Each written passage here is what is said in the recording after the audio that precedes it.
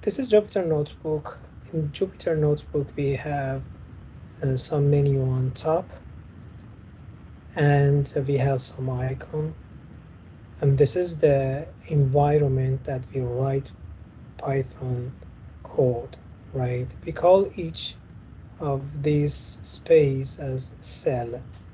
This is a cell, another is a cell, and this space is for results, right?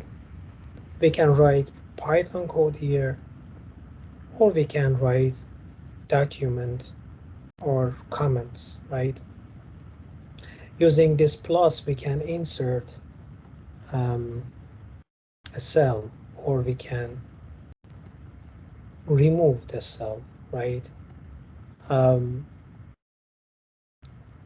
You can copy something and you can paste it, right?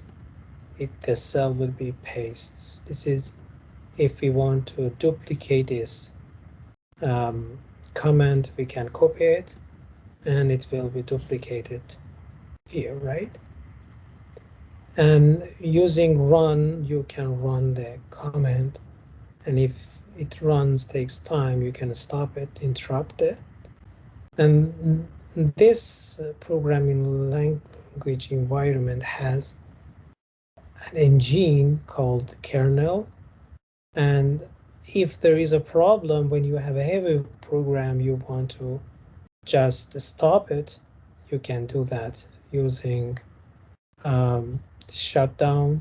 If you want to restart it, you can restart it, and you can clear the output and restart it, right? So it restart the engine and clear the outputs, right? Or you can change the engine or kernel to another version. Now I'm using Python 3, but there are other versions that you can use for your programming language purposes. And you have other options. Feel free to go through the menus.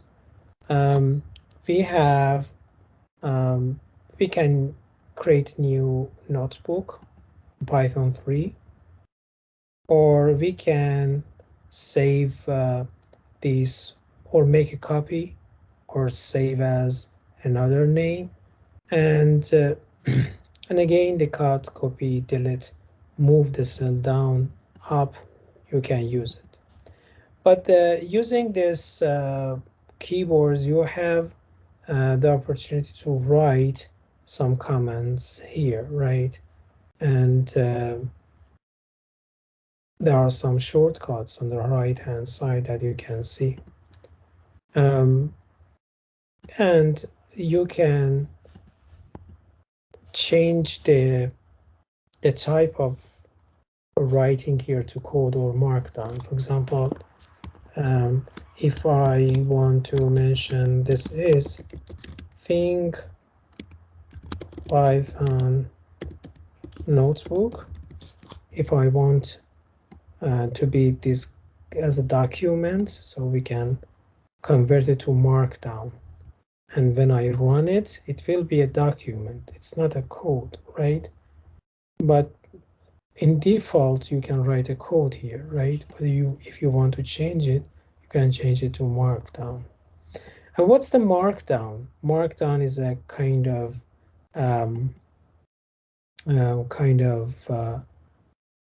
writing commands or documentation code that you can write. For example, this is an example, right? If I convert this as a code and run it, it writes this as a differently, right? So I can highlight it, or I can provide the URL here, right? For example, google.com, and for example, I can provide here a kind of tag. Sometimes it works, I don't know here if we can have that option, but sometimes you can have HTML code. Google, let me run it. Yeah, so when you write HTML code, it will be shown as HTML, right? So you double click on that, so you have this one. So when this menu is marked down, you can write documentation about your code. Obviously, you should document your code, otherwise other people cannot understand your code, right? So we use this kind of things here to write down the code and write down documentation about our code. Okay, so this is the first thing that you should know. We should document it, anything that you want to write down. And then we have some comments for let's say print out something, right? We want to print, this is a test, right? And this is, by the way, is a code. So print is a keyword. In Jupyter Notebook, you can see the color of this word is green. So if I change it to something else, it will be black. It means that that's not a keyword anymore, but it's print, and you can use double quotation to write a string, right? And at the same time, you can use tag quotation as well. There's a difference between the tag quotation and double quotation, but in printing, it doesn't make any change, right? So you can use just quotation and you can use it, right? So, and after that, we have different types, right? We have different types of data. So I can assign any data classification type to a variable. For example, X can be integer, Y can be float or double, Z can be a string.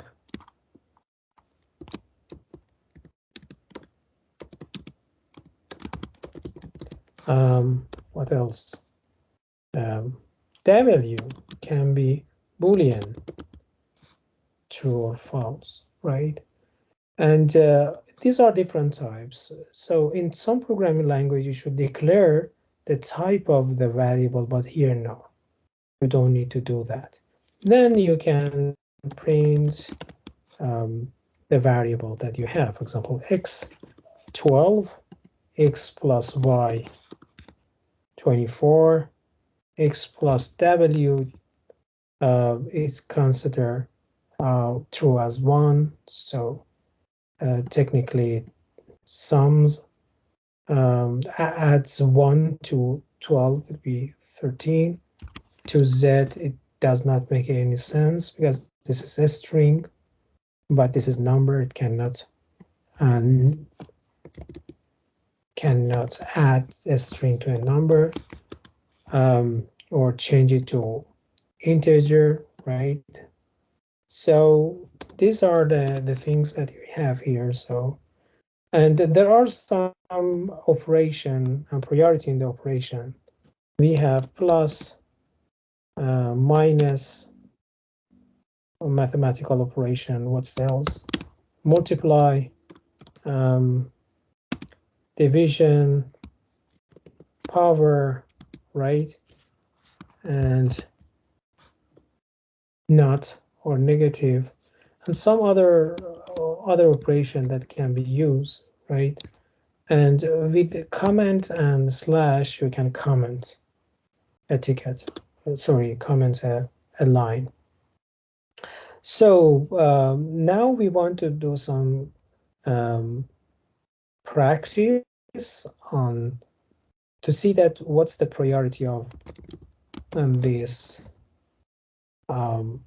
operations. So we have X plus Y multiply by W, right? So if we consider W as 1, because this is true, and this is 1, this is true. So because we have multiplication and division priority higher than summation and subtraction, then this operation runs first, and after that the result will be added to x. So y is 12.45 and multiplied by 1 will be the same, plus 12, it will be 24.45. So let's assume that we have another variable s, 4, right?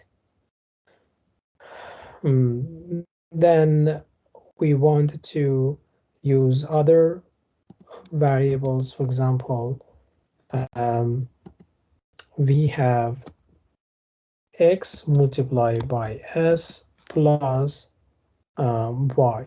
So in this case, first we have multiplication and division. They have the same priority, but this one, which is in the left, so operation will start from left to right. So this one will be the first expression that will be run. X divided by s will be 3 plus 12.45 will be 15.45, right? So and power has more priority than others. So in this case, if we have let's say s to the power of 2, right? For that case, first we have this, right? It will be 16, and here we have 4, so it will be 20. 19. Y x is 4. Oh, x is 3, right? This is 3, this is 16, it will be 19, right? So this one will be first, this one will be second, and finally we have the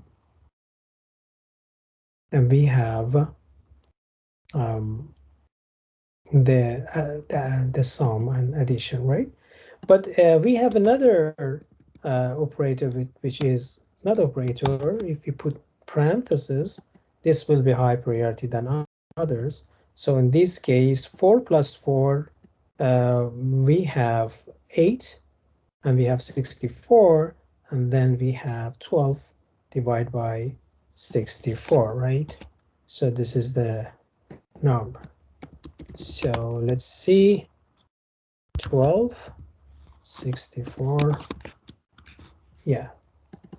So this is the priority in mathematical operation.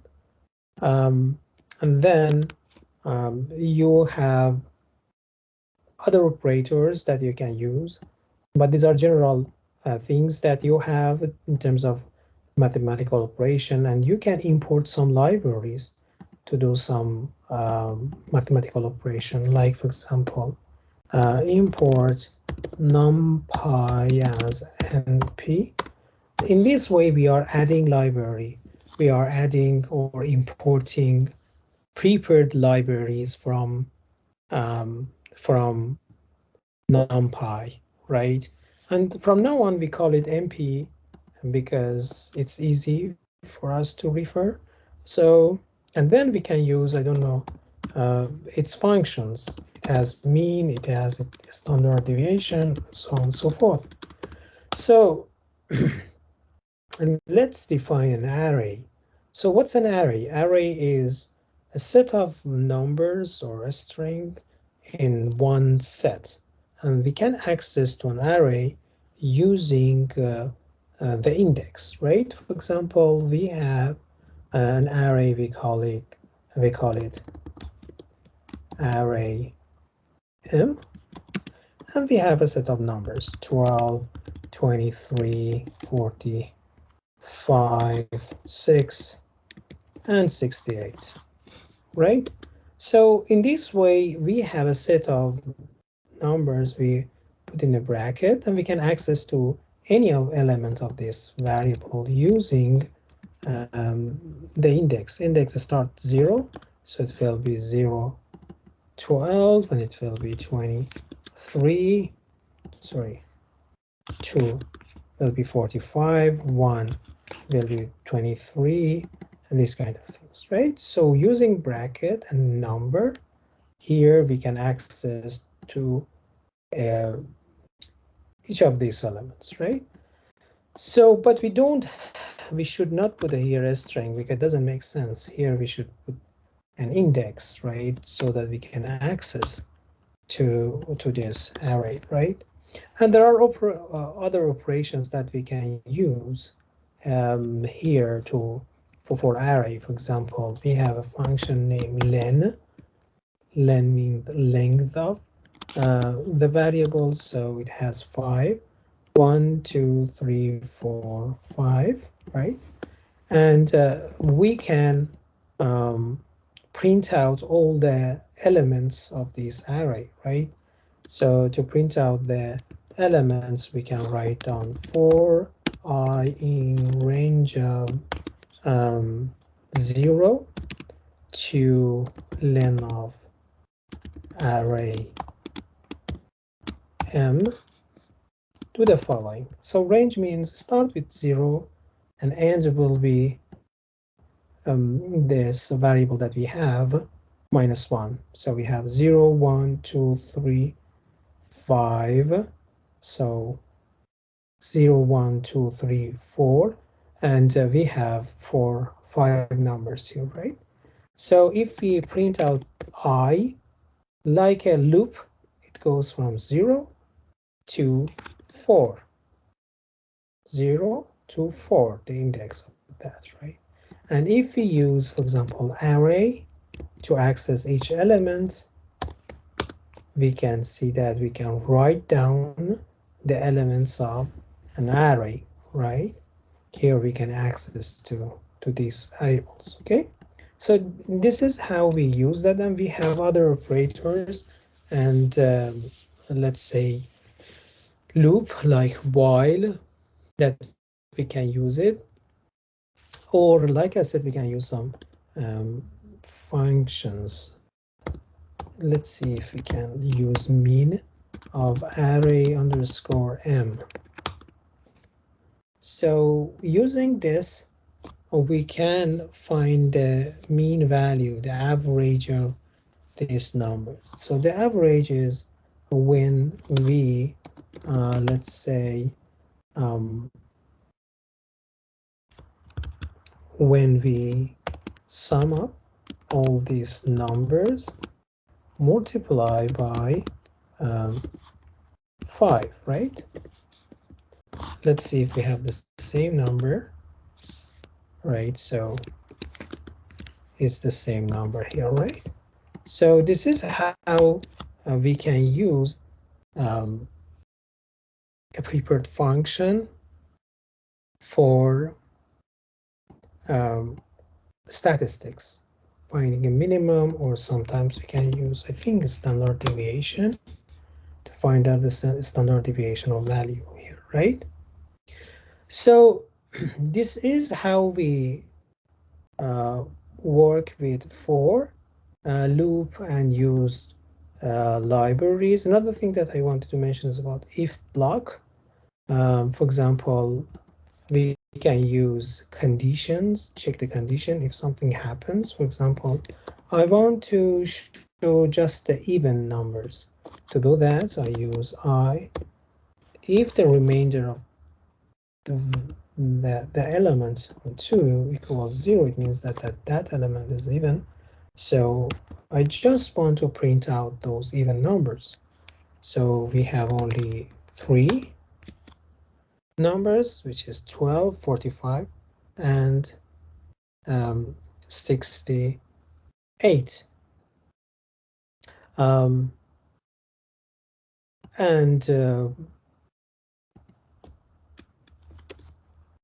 This is how we use if, and we can use else as well. It means that if this is even, write down even. right?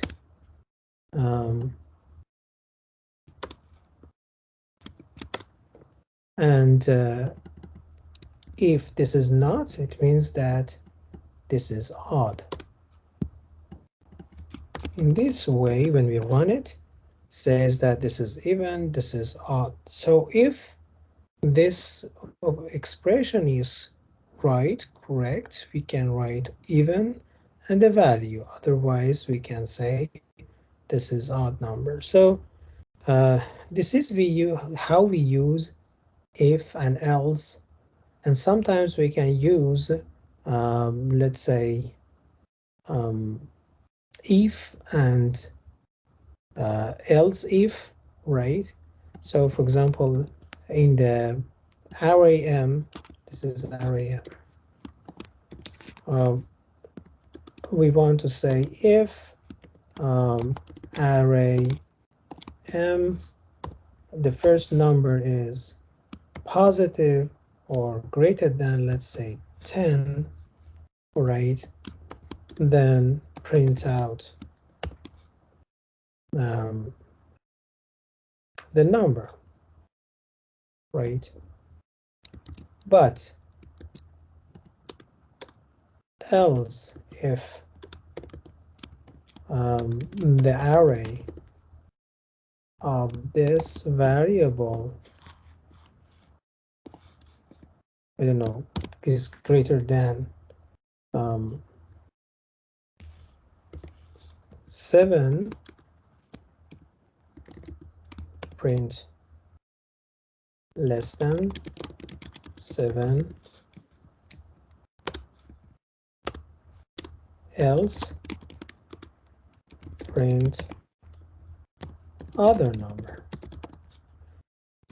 So if we have this variable here, if we have numbers greater than 10, we know that what we should see in the output. Otherwise, we have different values for different numbers. Let's assume that we have 12.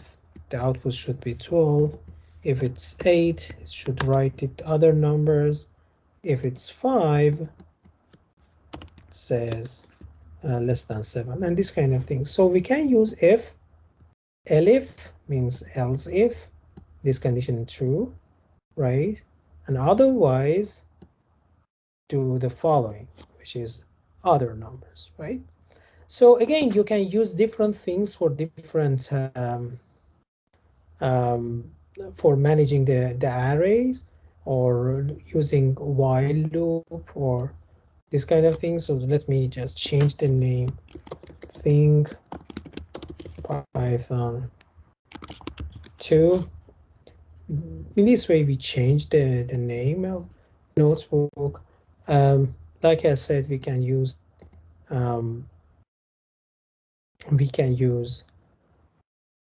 double quotation or tag quotation for a string. We talked about different types of this data. I want to remove this. Yeah, I mentioned that the data can be integer, can be a string, can be a float. And using type, we can find the type of each variable. So this one is a string. So it says, what's the type of R1? str means a string. What is the type of, or data type of R2? Float. And R should be integer, right? Int or integer, right? And if you want to use operation on variables, we can use it here. For example, 10. If we have a equals plus equals 5, and we want to print a, you can see that it adds 5 to a. So this number, this operation is the same as a equals a plus 5. Okay. Then Also, sometimes in other programming language, you can use double plus, for example, in C++, but here, no. Then we have, for example, power. I mentioned about power and operations. We talked about that. And for the string, we have a special, let's say, operations. For example, plus works here as well. If we want to write hello words, we write the first variable a and the space, and after that we have b, right? Hello words, okay? And then we have b here. We can use multiply 3. So this is a string. What does it mean? We should multiply by 3. So in this case, it repeats the word 3 times. So it will be word, word, word. Sometimes you want to comment on the code directly in the cell. So to do that, you can write down, this is a comment about the cell, and you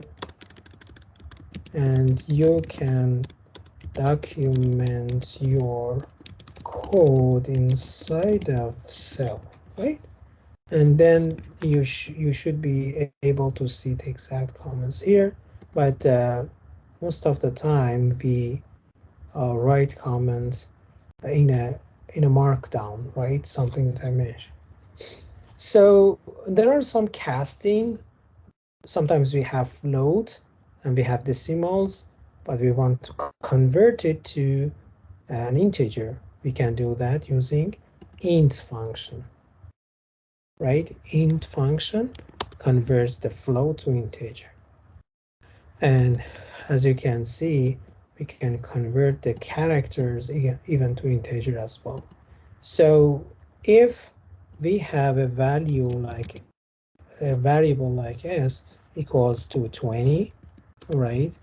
S multiplied by 4, it repeats 24 times.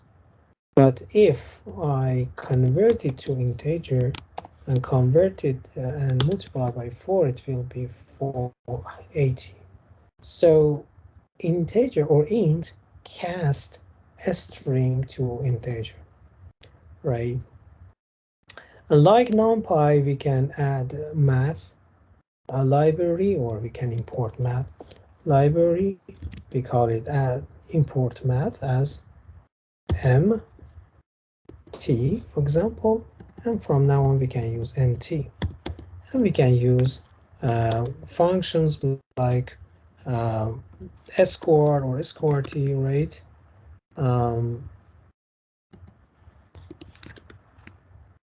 To get there, for example, the root value of 16. And the next things that in Python is defining a function, right?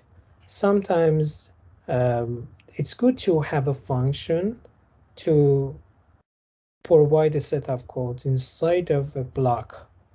For that case, we can use functions. For example, we want to define a function here, and we want to get a value, and after that add 2 to that value and return it, right? So this is the skeleton of a function. This is a function, and we call it, let's say, multiply 2. Then we get a variable in the beginning, and we write inside of function, and then we multiply the number by 2. So if we have an x here, and the x has 12, right? If I mention x, the output will be 12, right? Doesn't happen anything. But if I use this function, I say that, okay, this is a function that I have. I send this function, I send this parameter to this function, right? 12. It goes here, it prints out inside a function, and then multiply 12 by 2, and the result will be 24. So if I print out this value, it will be 24. Sorry, 24. Yeah, inside of the function, it will be 24.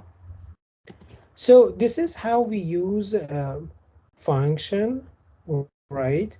So the x is not 12 anymore. Or another thing that we can do is write x equals multiply 2 and then print x again. It will be 24. So it's not 12 anymore, it's 24, right? This is how we write functions, or this function can get more variables here. Y equals 15, and we can send 15, right, to this function, and it will be x plus y multiplied 2, right? So it will be 2754. So the result will be 54, right?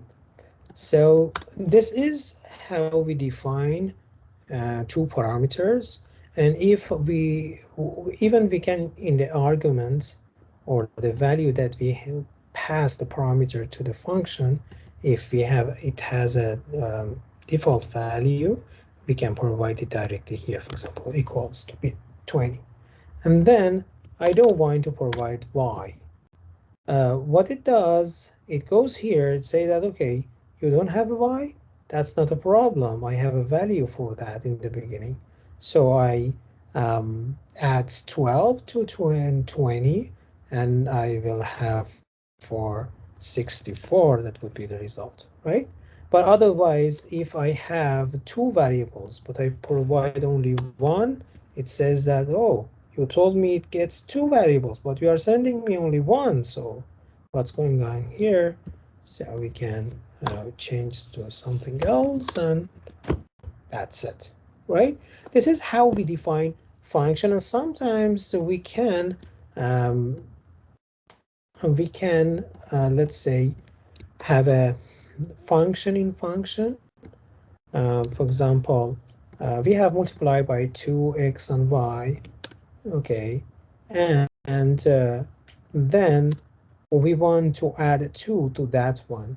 So we get two numbers. We send these two numbers to another function. We call it multiply by 2. And after that, it's plus b to that one. So if I call 10 to 2, so let's see what it does. 10, 20. 10, 20 goes here. A20, B20, right? And then we send A and B to this function. Let me see just A. So A will be here 10. So 10 plus 5, 15. Multiply by 2, 30. So it will be 30. So 30 plus 20, it will be 50, right? So let's see. Yeah. So the 50 is the result. So this is the first, as you can see, print out first. This is the first thing that they print out, and then goes to the next function, and this function print out inside a function, and finally we have number 50, right? This is how we define a function inside of the function. All right. So like I said, we can import other libraries like math and use their functions here as well. And sometimes you can use a recursive function, a function inside of the function, and then we can print out the variables inside of the function. And sometimes you want to get a variable from user. For example, a input a, let's say.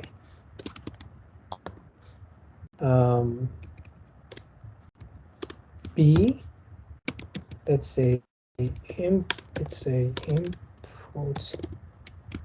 B, and then we use A and B.